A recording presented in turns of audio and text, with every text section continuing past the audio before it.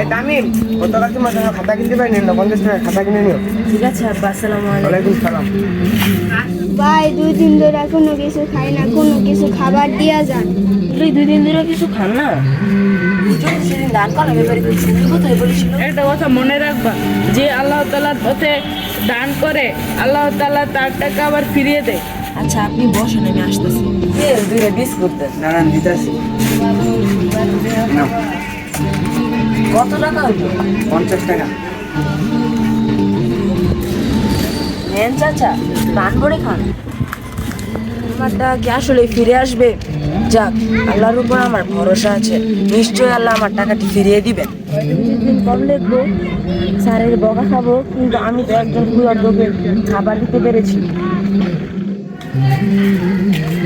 ওই তামিম, তোমাকে যে টাকা দিয়েছিলাম খাতা কিনেছিলে? না বাবা, এক ভিক্ষুকে আমি সেই টাকাটি দান করে দিয়েছিলাম। সব টাকা দিয়ে দিছো? জি বাবা, শ্রদ্ধা করলে আল্লাহ সেই টাকা ফিরিয়ে দেয়। টাকা তো পাবো, জানো বাবা, লোকটা খুব ক্ষুধার্ত ছিল, আর আমার খাতায় তো কয়েকটা 20টা বাকি আছে, এর মধ্যে তো আল্লাহ দিবেই। সে পর্যন্ত না হয় আমি অপেক্ষা করি।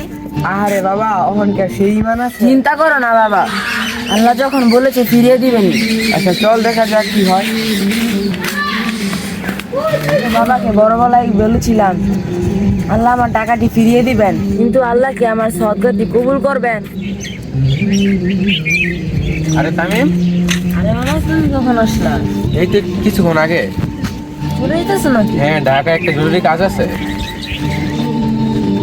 এই নে। লাগবে না মামা। আরে নে, স্কুলে খরচ করিস। আলহামদুলিল্লাহ, আল্লাহ টাকা ফেরত দিলেন।